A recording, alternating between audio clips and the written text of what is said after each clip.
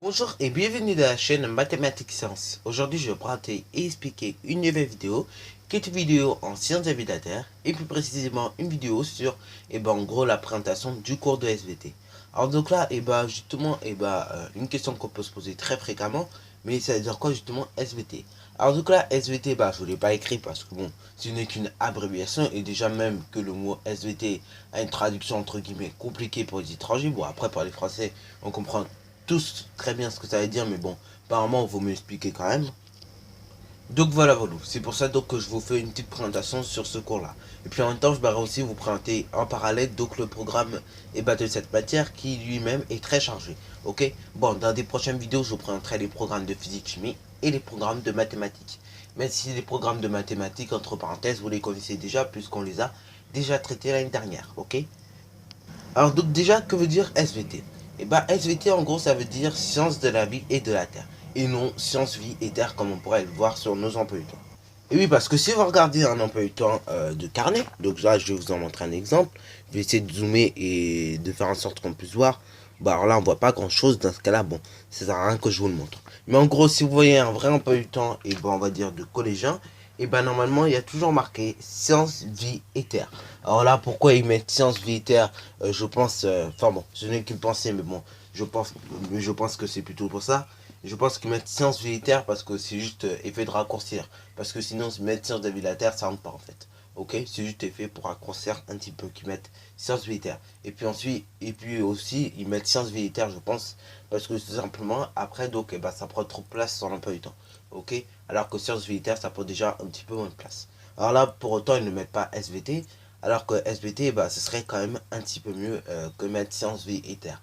En plus, sciences militaires étant un terme faux, ok. Donc, ce que vous voyez sur votre emploi du temps, sciences, vie et terre, ne se traduit pas de cette manière-là. Ça veut dire sciences de la vie de la terre, ok. Voilà. Bon, alors là, ce nom-là, en réalité, il n'existe pas dans tous les pays. C'est pour ça que je dis bien, si vous êtes un étranger qui vient par hasard du Canada ou d'autres pays, par exemple, de l'Australie ou de tous ces pays-là, et bon, vous ne savez pas ce que veut dire sciences de la vie de la terre. Et même les pays qui ont été colonisés par les Français, je suis pas sûr qu'ils savent que veut dire sciences de la vie de la terre, ok. Par exemple, prenons un exemple, le Congo, ok. Le Congo, je sais pas si les habitants qui y habitent, qui sont des Congolais, je sais pas s'ils savent ce que veut dire sciences de la vie de la terre. En tout cas, donc, je vais essayer de vous l'expliquer le plus simplement possible, avec les termes les plus simples, ok. Mais qui sont les vrais termes quand même. Donc là, sciences de la vie de la Terre, en gros, c'est un regroupement de deux matières. Parce que là, on va retourner un petit peu dans le passé. Et donc, on va faire un petit peu d'histoire pour comprendre un petit peu quand même d'où vient sciences de la vie de la Terre. Au départ, donc, en 1804, à l'époque de Napoléon, ok, donc, on invente le bac, ok, en 1804 environ. Et donc, le bac est inventé à cette période-là. Et du coup, à l'époque, on passait, je crois, que 5 épreuves, ok. Bon, ce qui diffère beaucoup d'aujourd'hui, on en passe quasiment 10, hein. Bon, après, oui, il y a certains bacs où on en passe que 3. Il y en a d'autres où on en passe 10 ou 15. Bon, bref. En tout cas, c'est une vraie différence, on va dire, en termes d'égalité. Et donc, du coup, le bac là, actuellement, on y passe entre 3 ou plusieurs épreuves, hein, voire 10. Mais donc, dans les années à venir, il s'avère qu'on peut passer vraiment que 4 épreuves en terminale. C'est-à-dire une épreuve de philosophie, votre épreuve orale et puis après vos deux épreuves de spécialité, ok, que vous aurez choisi en terminale, ok. Bon, bref, en tout cas donc, voilà, ceci donc était une parenthèse et revenons donc un petit peu à l'histoire quand même. Bon, alors là donc, Napoléon invente le bac en 1804 et à l'époque donc, comme je disais donc, on passait qu'aux 5 épreuves. Donc on passait, me semble, la géologie, donc on passait la biologie également, on passait les littératures, après on passait également les mathématiques et puis on passait également la physique et la chimie, ok. Alors là, je pense pas que les mathématiques se passaient vraiment au bac encore, mais en tout cas, donc, après, petit à petit, on a commencé par mettre les mathématiques au bac, ok. Voilà.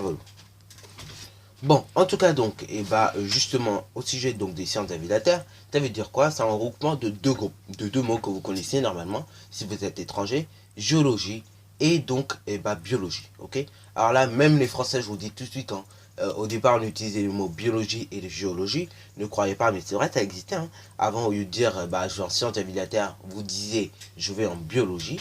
Ou encore, il y a quelques années, au lieu de dire que j'allais en sciences de la vie de la Terre, vous pouvez également dire, je vais en géologie. Ok. Bon, en tout cas, donc, ces mots, biologie et géologie, on va étudier un peu l'étymologie quand même, parce que les sciences de la vie de la Terre, je ne sais pas si vous avez, et même dans toutes les sciences, on aime bien étudier un petit peu quand même de temps en temps l'étymologie des mots, ok. Voilà, voilà. Donc, biologie, c'est dire quoi? Vous avez deux racines. Vous avez bios, qui veut dire la Terre, et logie, qui veut dire étude. Donc, en biologie, on étudie, tout simplement la Terre, ok. La Terre, et plus précisément, donc, la vie sur Terre, ok. Voilà, voilà. Bon, après, donc, vous avez également l'autre matière, comme je le disais, donc, la géologie. D'ailleurs, la géologie, on la fait toujours, hein.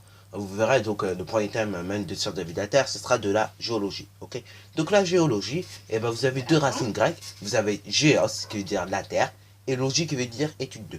Et donc, du coup, dans la géologie, on étudie la Terre, comment elle a été faite et tout, ok. Donc, je résume. Biologie, c'est l'étude de la vie, ok, donc de la vie des espèces.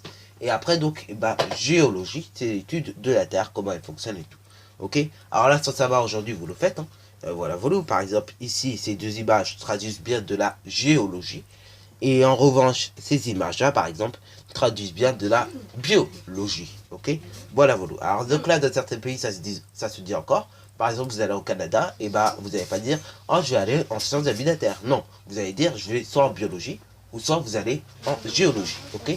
Alors donc là, au niveau du quota horaire, parce qu'il y en a qui veulent toujours s'intéresser à ça, c'est 1h30 par semaine de sciences de la vie de la Terre, ok.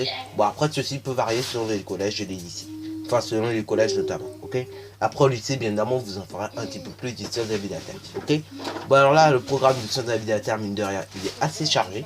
Et donc, je vais laisser le découvrir dans cette vidéo.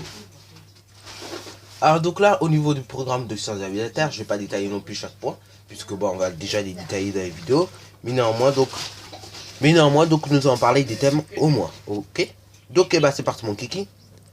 Donc, premier thème de sciences de la vie de la Terre, c'est tout simplement la planète Terre, l'environnement et l'action humaine. Alors là, donc dans ce thème-là, vous allez découvrir des sous-thèmes, ok. Donc là, ce premier thème qui est la planète Terre, l'environnement et l'action humaine, c'est un thème de géologie, ok. Donc c'est un thème où vous étudiez la Terre, ok. Donc là, du coup, rappel aussi à l'époque, du coup ces deux matières étaient bien distinctes, hein. Si ça s'appelait pas sciences de la vie de la Terre. Et donc du coup on a appelé cette matière-là sciences de la vie de la Terre seulement en 1980-1990 à peu près, ok. Voilà, voilà. Mais sinon avant, donc non, ça s'appelait biologie et géologie. Et donc ces deux cours étaient bien séparés. Là maintenant on a fait une union de ces deux cours, ok. Et ceci reprend qu'un quota horaire d'1h30 par semaine, ok. Bon, il y a une époque, donc je crois que c'était avant la réforme justement de 2016, on avait seulement qu'une heure, je crois, de sciences de la vie de la Terre, de mémoire, ok. Bon, ceci donc, voilà, voilà, étant, fermons la parenthèse. Bon, alors donc là, justement dans ce thème qui est la planète Terre, l'environnement et l'action humaine, qui est un thème de géologie, nous étudierons au fur et à mesure plusieurs choses. Vous avez déjà étudié en 5e la Terre et le système solaire, la météo et le climat, et également donc l'enjeu des exploitations des ressources naturelles, et également donc un petit peu les écosystèmes et les activités humaines qu'on peut y faire. Bon, 4e, donc on va revoir la planète Terre, mais cette fois-ci, on va la voir d'une autre manière, ok. C'est-à-dire, on va encore la découvrir un petit peu plus, ok. On va vraiment, on va dire, limite faire la carte d'identité de la Terre, si vous voulez. Parce qu'en 5e, on a juste vu la Terre qui était une planète du système solaire. On a vu la météorologie, donc des phénomènes de l'activité externe de la Terre, ok. Mais là, cette année, on va vraiment s'intéresser à l'activité interne. En gros, ce qui se passe sur Terre, quoi. Voilà, l'activité externe, c'est tout ce qui est pluie, et puis avalanche et tout. Mais là, on va vraiment s'intéresser à l'activité interne, ce qui se passe à l'intérieur de la Terre. Par exemple, vous savez peut-être bien, mais il y a des plaques qui bougent. D'ailleurs, d'après une théorie, en 1900, d'après une théorie, du coup, je voulais vous dire en 2050 à peu près, du coup, vous allez remarquer que... Alors donc là, d'après une théorie, qui s'avère réaliste quand même, et bah l'Afrique en 2050, et non en 1950, hein, parce qu'en 1950 ça allait, mais en 2050 c'est ça qui va se produire, l'Afrique va se rapprocher peu à peu et bah de l'Europe, ok. Donc en gros la plaque est bah africaine, donc vous savez qu'il y a des plaques, la Terre est délimitée avec plusieurs plaques, et bah la plaque africaine, donc c'est-à-dire bah l'Afrique en gros, et bah va se déplacer, c'est-à-dire donc elle va se rapprocher de la plaque européenne, ok. Donc bah du coup de l'Europe en gros, voilà voilà, pour simplifier. Et donc bah, en quatrième nous allons voir ces phénomènes là, on verra donc les plaques tectoniques, voilà voilà qu'on appelle ça, on verra donc bah, les volcans, les séismes et tout. Bon, et donc nous verrons les écosystèmes et les activités humaines bah, qu'on peut faire sur Terre. Après nous verrons également bah, en troisième un petit peu cette planète Terre, mais également nous verrons son histoire, ok. Parce que bon, la planète dans laquelle nous habitons, qui est la Terre, et bah justement elle est remplie vraiment d'histoire. Et donc nous en parlerons à nouveau, ok. Et donc nous parlerons des phénomènes climatiques qui s'est passé dans le passé, mais qui risquent de se passer dans le futur. Et oui, parce que dans le futur, on est voué à des phénomènes climatiques assez dangereux, notamment le réchauffement climatique. On est en train d'y vivre dedans, ok.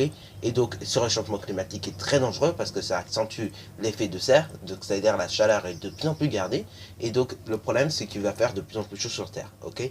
Et conséquence grave, c'est que ça va amener des orages, des ouragans, et de plus en plus, les mers seront de plus en plus élevées, et donc et bah du coup voilà voilà, ça a inondé quasiment toutes les villes, ok. Bon, ça c'est au long terme. Au moyen terme, déjà, et bah va falloir déjà que la population se concentre, ok. Voilà voilà, parce que bon, mine de rien, bah voilà quoi, la Terre c'est bien beau, mais si on continue avec le réchauffement climatique, la population va vraiment se concentrer sur les terres où il risque pas d'y monter de l'eau, ok. Bon, alors là bien évidemment, pour parler de cela, ne vous en faites pas, nous ferons un petit sujet brevet, donc bah, peut-être cette année ou l'année prochaine, sur justement bah, la devenir de l'Antarctique, ok, ou plus précisément de la banquise. Bon, et donc là nous verrons également l'homme face à son environnement à nouveau. Bon alors là, thème numéro 2, le vivant et son évolution, ok. Donc là c'est un thème de biologie, ok, c'est-à-dire un thème où tu étudies la vie en gros. Donc là, et bah, le thème numéro 2, qui est un thème de biologie, le vivant et son évolution, et bah, nous y verrons donc, et bah, tout simplement, en gros, les animaux, comment ils se nourrissent, en gros, comment ils peuvent se reproduire, et donc également comment ils ont évolué durant le temps, ok. Et nous verrons la biodiversité incroyable qu'il y a avec les animaux, ok. Voilà, voilà, c'est en gros que veut dire le programme. Et donc on reverra quand même quelques notions de base, notamment en termes de reproduction d'êtres vivants, également donc en termes également de parenté et d'évolution des êtres vivants et de la biodiversité. Bon, troisième et dernier thème, donc de sciences de la vie de la Terre, qui est un thème encore une fois de biologie, mais cette fois-ci on va dire sur l'humain, et justement nous allons étudier le corps humain et la santé. Oui, parce que notre corps humain, mine de rien, c'est une machine extraordinairement bien faite. Bon, voilà, voilà. Parce que bon, il fonctionne d'une certaine manière que même nous, par moment, on est étonné. Par exemple, les cicatrices, ok, le corps humain est capable de faire ça super rapidement. Les guérisons, hein, qui paraissent impossibles, le corps humain est capable de se les faire soi-même. Vous remarquez d'ailleurs que si vous vous blessez un petit peu, hein, donc peut-être une petite blessure de ça, un petit peu près, hein, à peu près, veut dire, la blessure va se réparer même pas en une semaine, vous voyez. Parce qu'il y a des choses qui font que bon, je disais donc, il y a des choses qui sont dans le corps qui font que, justement, les blessures se réparent, ok. Bon, ça, donc, on verra ça, notamment en quatrième, troisième, hein, donc, avec les micro-organismes, comment ça fonctionne, ok. Donc là, nous verrons, d'une part, justement, l'activité physique et le système nerveux. Donc, pour l'activité physique, on verra, l'effort, la santé, parce que, mine de rien, à l'activité physique, c'est bien beau d'en faire, mais il faut quand même, justement, être en bonne santé pour le faire. Et également pas se mettre en danger, ok. Notamment en essayant de se doper parce que bon, le dopage c'est un truc, c'est une pratique illégale, mais très dangereuse, ok. Voilà, voilà. Bon, également donc nous verrons le système nerveux, comment il fonctionne, hein. Et donc là on en reparlera encore un peu plus en quatrième du système nerveux parce que c'est un truc extraordinaire également, ok. Et donc nous parlerons en parallèle des cinq sens, ok, que vous avez dû déjà voir un petit peu en français, ok. Voilà, voilà. Après, nous parlerons donc au programme de l'alimentation et de la digestion des aliments, ok. Voilà, voilà. Et après avoir parlé de l'alimentation et de la digestion des, euh, des, des aliments, ok. Et après donc avoir parlé de l'alimentation et de la digestion des aliments, qui se transforment d'ailleurs en nutriments une fois passés dans l'organisme, Et bah donc, nous parlerons et bah tout simplement du monde de microbien et de l'organisme. Ok, donc l'effet par exemple que quand tu as une blessure, elle se répare en moins d'une semaine. Hein, voilà, ou que ça cicatrise très vite.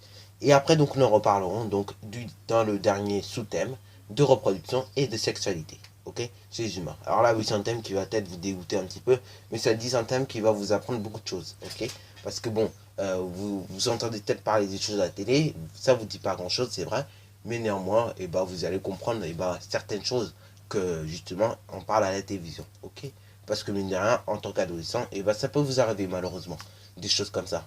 Bon, sur ce donc, c'est déjà la fin de cette vidéo. Alors, si tu as bien aimé, n'hésite surtout pas à liker, à commenter et bonne réussite à toi en mathématiques et en sciences. Et d'ailleurs, je t'incite à t'abonner donc à la chaîne Mathématiques et Sciences pour rien manquer de tes futures vidéos encore une fois, ok? Parce qu'il y a plein d'autres vidéos qui risquent de sortir encore en sciences de vie de la Terre et en tout plein d'autres matières encore, comme les mathématiques et la physique chimie. Et d'ailleurs, donc le prochain rap risque de sortir dans la semaine, ok? Donc je te dis pas exactement quand, mais en tout cas, le prochain rap sortira dans la semaine, ok? Et il sera d'ailleurs spécial.